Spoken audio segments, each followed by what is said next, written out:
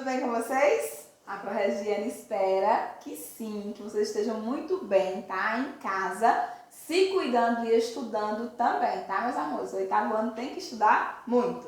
Então, vamos para mais uma aulinha de história e hoje nós vamos focar aqui, tá, nas revoluções inglesas. Lembrando que esse capítulo 3, ele fala das revoluções inglesas, mas também foca no processo de colonização da América do Norte. Nessa aula nós vamos focar as revoluções, né, que a gente tem até um título ali, as revoluções, porque os historiadores costumam dizer que foram várias, tá? Porque aconteceu aí em processos, né, de etapas. E aí, por conta disso, tem essa nomenclatura, tá bom? Então a prova vai fazer a explicação bem direitinho a partir de agora para vocês. Então, fiquem com a explicação da prova. Inglesas. Vamos lá? O que foi a Revolução Inglesa? Vamos começar aqui definindo. Na verdade, essa aula é para vocês ver e rever, né? Porque aquele conteúdo vocês precisam ter o máximo de atenção, porque são muitos detalhes. Quando eu falo revolução, de um modo geral, eu não estou falando de uma reforma. Eu não estou falando que eu vou mexer em alguma coisa. Não. Eu estou falando que eu vou trocar totalmente, eu vou revolucionar. É como se eu tivesse uma casa, eu não vou reformar ela, eu vou derrubar e construir de novo. Isso é a ideia de revolução. E a Revolução Inglesa? Professora, na Inglaterra, o que é que eu tenho que estudar isso?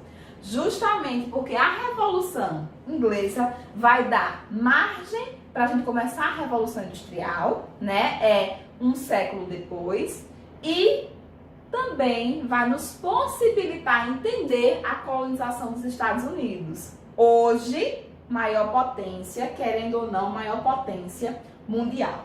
Então, as revoluções, né? A Revolução Inglesa, ela acaba com o que a gente tinha ali, né, na Inglaterra, o absolutismo, onde o rei mandava e desmandava, fazia, né, o que ele bem queria, e a gente implanta o que a gente tem hoje, até hoje na Inglaterra, né, que é a monarquia parlamentarista. Ou seja, você tem a figura do rei e da rainha, né, ainda com muita posição, com muita importância, mas quem manda de fato no país é o parlamento. Então a Revolução Inglesa é isso. Você tira a questão realmente do rei ser a figura central, a figura inclusive religiosa, né, que mandava nessa questão da religiosidade e do governo, e você coloca agora o parlamento. Tem a figura ainda dele, mas ele não manda mais, ok? Os antecedentes, o que foi que aconteceu antes dessa revolução?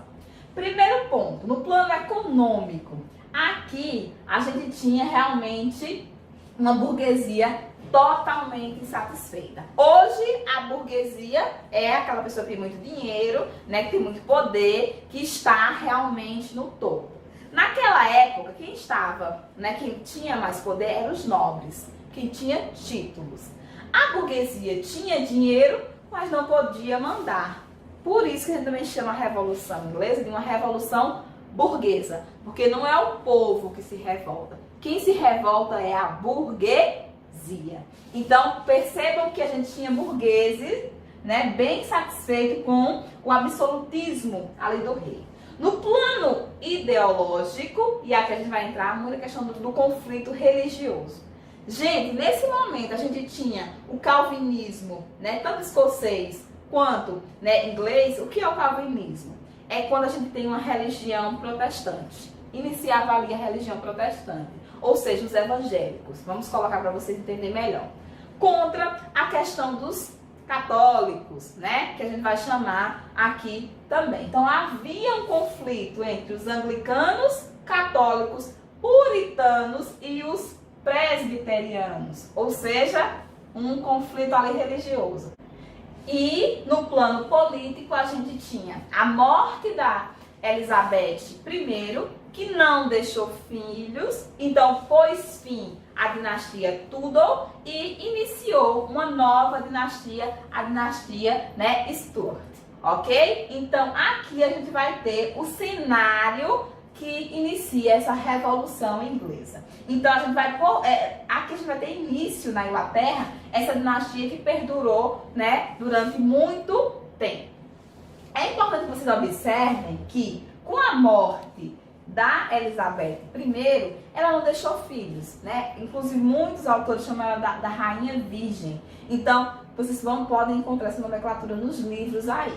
E aí, por isso, o seu primo, né, ela teve que, o seu primo, né, que tinha lá todo um contexto na Escócia, dominava, né, na Escócia, foi que teve que vir para assumir esse processo aqui na Inglaterra.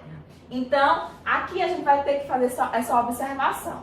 Então, no próximo slide, a gente vai contar bem direitinho esse mecanismo aí para vocês, que aqui a gente vai ter essa observação. Então, como ela não deixou filhos, né? Então, ela foi obrigada, né, a colocar aí seu primo, que era rei da Escócia. Então, vocês observam aqui todo o cenário que Elizabeth deixa para poder a entrada do seu primo, que não tinha outra forma para continuar aí esse processo. Então, aí a gente vai ter o rei Jaime I. O rei Jaime I era aquele rei que acreditava realmente que o rei tinha todos os poderes, inclusive o poder, né, do rei religioso. Então ele mandava, inclusive, nessa questão religiosa. Ele tinha essas tendências absolutistas por quê? Porque ele não queria só governar, ele também queria ser encarado como o Deus vivo. Então ele tinha todo esse poder. Além disso, ele começou as perseguições aos puritanos. Lembre que os puritanos, eles vão ser meio que os evangélicos. Então, ele, como ele era casado com uma mulher, né, muito católica, ele não aceitava muito que os puritanos, né, professassem sua fé. Né? Aqui, ele também pregava muito a questão do aumento dos impostos. Além de tudo isso, ele ainda tinha essa questão de sempre estar querendo lucrar o máximo possível. Outra coisa, gente, que nesse momento aqui era um reinado, mas já tinha a questão do parlamento. Só que o parlamento não servia para muita coisa, porque o rei nunca consultava esse parlamento. Então ele realmente dominava de forma absoluta. E não agradava muito, né? Inclusive ele dissolveu o parlamento, né, aqui durante 8 anos, né? Então ele não quis mais esse enfrentamento aqui desse parlamento. Né? Com sua morte, assume o seu filho. Então ele governou muito tempo, o parlamento deixou, não impediu. Aí entra em cena o seu filho, né? O rei Carlos I. Gente, o rei Carlos é quem vai dar início a essa revolução inglesa. Seguia o mesmo padrão do pai, né? Tinha aquelas mesmas aspirações. O parlamento inglês insatisfeito, muito insatisfeito mesmo com essa postura, até porque eles queriam ter esse poder aí para poder ajudar, né, a governar. É importante a gente entender aqui, nesse momento o parlamento estava formado na Câmara, que a gente chama dos lords, as pessoas que tinham títulos de nobreza, e também na Câmara do que a gente pode chamar agora dos burgueses, né? Ou seja, dos comuns. A Câmara dos burgueses, ou do comum, que a gente chama aí, ele era formado por aquelas pessoas que tinham dinheiro, mas não tinham títulos de nobreza. Então aqui já no parlamento estava dividido, só que ele não consultava nenhum, né? Ele mandava e desmandava, né? Tentativa de impor, né, como religião, a questão do anglicanismo, né? Então ele não queria que se assemelhava aqui a questão do anglicanismo, se assemelhava à questão do católico, só que com algumas questões ainda mais, como eu posso dizer, mais rígidas, né? E ele queria realmente impor isso aí a toda a sociedade. Aqui é bem engraçado que ele também queria aumentar os impostos. Só que ele não queria dizer, é só eu, né? Então, a primeira vez ele vai fazer uma pequena consulta ao parlamento. Aí o parlamento não aceita que ele aumente os impostos e ainda questiona uma série de posicionamentos que ele estava tendo naquele momento. Então aí a gente vai ter no reinado de Carlos I, a gente vai ter o estopim da Guerra Civil, ou a primeira etapa que a gente chama de fase puritana, né? Ou seja, Revolução Puritana. Gente, é importante que vocês observem que é o tempo todo o parlamento tentando governar ali junto com o rei, que não permite, não deixa. Vamos observar agora, né, a partir desse reinado, as duas fases da Revolução Inglesa. A Revolução Puritana e a Revolução Gloriosa. Vamos lá? Então, a Guerra Civil ou Revolução Puritana, ela acontece justamente por esse enfrentamento do rei e o parlamento. Então, o rei está de um lado e o parlamento de outro. Aqui a gente vai dizer revolta puritana, por quê? Porque ele vai abrir realmente uma perseguição a esses puritanos. Aqui esse exército ele também era conhecido como o exército dos cabeças redondas, por conta, né, do corte de cabelo. Então muitos livros colocam eles assim mesmo.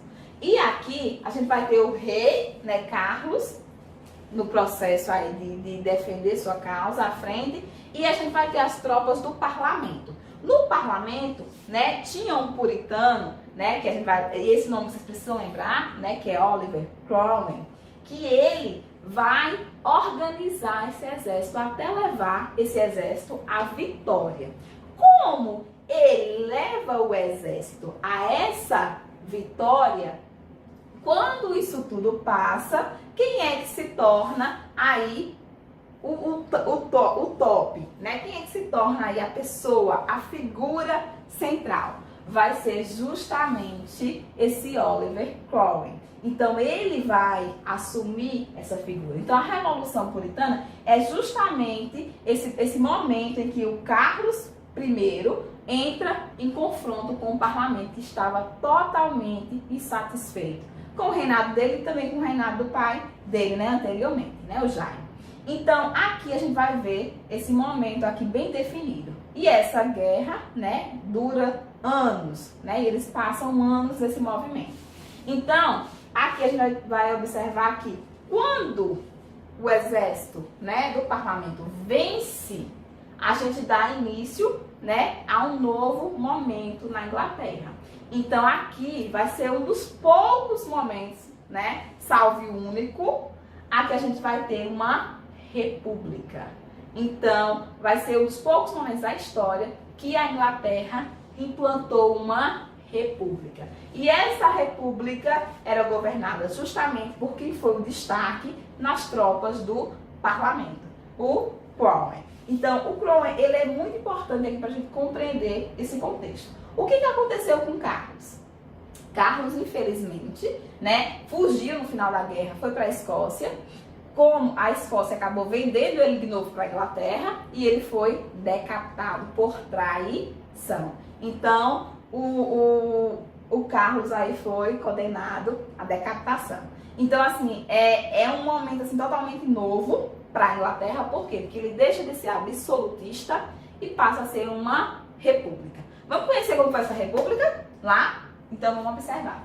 Aqui, quando ele assume, era para ele fazer, né, as vontades do parlamento. E aí ele começa o seu governo realmente fazendo essas vontades. Então, ele vai realmente sempre consultando o parlamento começa a ter vez. Só que, nesse momento aqui, ele como líder começa a subir um pouco a cabeça. E aí ele começa a ter alguns picos de autoritarismo. É tanto que o governo dele fica conhecido como uma ditadura, um regime autoritário. Então deixa de ser uma república e ele tem atos bem autoritários. Então, gente, nesse momento aqui, aquela pessoa que era para fazer o que, né, eles fizeram a guerra, né, lutaram para ter, começa a fazer totalmente o contrário. Ele começa a fazer, inclusive ele dá um título a ele, né, que permitia que se assemelhasse muito à questão dos nobres. Então, ele era uma pessoa que ele não poderia ser tirada do poder e que as suas gerações futuras também deveriam permanecer. Ou seja, se assemelhando muito ao que a gente já vinha tendo antes. Né? Então, a burguesia passa a ter, né, essa representatividade por um pouco tempo, as camadas populares ficam insatisfeitas, né? Perseguição ao catolicismo, como eles eram puritanos, né, e ao anglicanismo, perseguição também aos opositores. Né? Aqui, um ponto muito interessante aqui do governo dele é os atos de navegação. Esse ato, né, esses atos de navegação, turma, é importante por quê?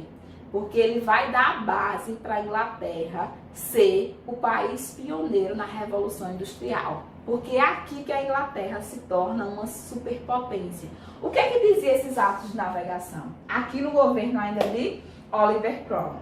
Então, aqui no slide seguinte, a gente vai ver que ele coloca nesses atos de navegação que todo produto que chegasse à Inglaterra tinha que vir por embarcações por navios da Inglaterra. Então, a Inglaterra ficava ali muito forte, porque todo o comércio era feito através da Inglaterra. E isso daí, minha gente, fortaleceu demais a marinha inglesa, né? O que facilitou depois, também fortaleceu a burguesia aqui, o que facilitou depois, né, na Revolução Industrial, um século depois, no século XVIII.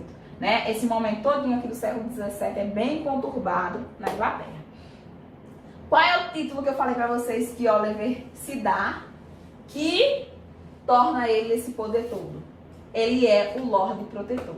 Então, ele se nomeia como esse Lorde Protetor. Como ele era o Lorde Protetor, se assemelhava praticamente ao que era o reinado absolutista. Então, era um cargo hereditário que não poderia ser destituído e ele também não aceitava mais a colocação do parlamento. Inclusive, ele fecha, né, faz a dissolução também do parlamento, né, em um dos atos mais autoritários dele. Ele consegue finalizar, o parlamento não tira ele, mas depois da sua morte, entra o que a gente chama do filho dele, o filho Ricardo. Só que Ricardo, ele não tinha as mesmas habilidades do pai. Então ele passa só 6 meses e aí o parlamento tira Ricardo. Aí, quem é que assume se não tinha mais essa figura que pudesse assumir? É aí, gente, que a gente tem a segunda revolução aí nesse processo da Revolução Inglesa. Aqui a gente vai colocar a restauração dos Stuart. Como assim, professora? Quem é que vai entrar agora, depois que o filho de Oliver Cromwell, Ricardo Cromwell, sai? Justamente o que aconteceu. Eles chamaram justamente o filho de Carlos I para poder assumir aqui esse reino. E quem era esse filho? Justamente o Carlos II. Carlos, ele volta, mas ele volta cheio de detalhes. O parlamento diz, você vai voltar ser essa figura, porque a gente precisa dessa figura. Mas você vai ter que seguir algumas questões que o parlamento vai colocar o tempo inteiro. Então, aqui, no fim do momento, né, do filho de Ricardo, ou do filho de Oliver, Ricardo, então a gente tem essa restituição da dinastia Stuart, ok? Com Carlos II. Só que Carlos não passa muito tempo e quem entra é justamente aqui a gente vai ter Jaime II. Ricardo não passa muito tempo por conta da sua não ter a condição de governar, porque não concorda com muita coisa. E aí quem entra é seu irmão. Seu irmão, ele aceita muita coisa, só que ele ainda tem aquele pensamento de que o rei devia governar com todos os direitos. E aí o parlamento começa a não gostar e faz uma aliança com esse nome aqui, ó, Guilherme. Quem era Guilherme? Guilherme era o genro de Jaime, né, casado com a filha dele. Só que eles não conviviam ali na Inglaterra. Eles eram realmente principalmente da Holanda, né, e da Escócia. Então eles tinham essa família ali toda constituída. Então aqui, gente, a gente vai ter a segunda fase com essa queda de Jaime e a entrada de Guilherme e sua mulher em cena. Nós vamos ter o que a gente chama agora de Revolução Gloriosa. Eles que dão o nome, né, de Revolução Gloriosa. E essa Revolução Gloriosa por quê? Porque aqui Guilherme assume, né, tira o seu sogro Jaime do poder. Jaime não esboça nenhuma reação, aceita, né, essa retirada, e aqui eles começam a governar. Então Guilherme, né, junto com sua mulher, passam a assumir o título. Só que aqui, gente, eles têm que assinar uma série de questões que eles vão cumprir, e o parlamento é quem vai governar de fato. Institui-se aqui o regime que a gente tem hoje na Inglaterra, que é o regime justamente dessa questão mais voltada para o parlamento, dessa monarquia parlamentarista. Eles assumem como o rei e a rainha, mas quem vai governar é justamente o parlamento, como é até hoje. Ok, gente? Mais um ponto aqui importante é justamente a assinatura da Bio, que é uma série de leis e questões que vai deixar claro como é que a Inglaterra deve ser governada, ok? Além de mostrar realmente que a burguesia na verdade, a entrada de Guilherme, ela mostra que a burguesia, ou seja, o pensamento industrial é que assume aqui, de fato. Ok? Então a Revolução Gloriosa tem esse nome porque não teve nenhum derramamento de sangue. E aí eles deram o nome de glorioso porque assumiram sem precisar fazer, né, muita coisa, só algumas jogadas políticas. Vamos resumir aqui? A Revolução Gloriosa recebeu esse nome porque não envolveu derramamento de sangue. Guilherme III assume o poder, né, tirando lá seu sogro. Jaime foge para a França, não esboça nenhuma reação, né? O rei se submeteu ao parlamento, né, assumindo o que a gente chama justamente de monarquia limitada ou monarquia parlamentarista. Ok, gente? Assim agora a gente não tem mais aquela radicalização desse poder monárquico. E a Revolução Inglesa é justamente isso, né? Criou as condições indispensáveis para a Revolução Industrial, um século depois, né? E também coloca realmente esse regime aí muito claro. A Revolução, ela deixa claro para que a burguesia veio. A burguesia queria, de fato, era dominar a Inglaterra e implantar o pensamento, aí que a gente chama de pensamento empresarial. Além também de ter, nesse processo todo, facilitado a questão da colonização dos Estados Unidos. Assistam, né, reassistam e bons estudos até a próxima aula.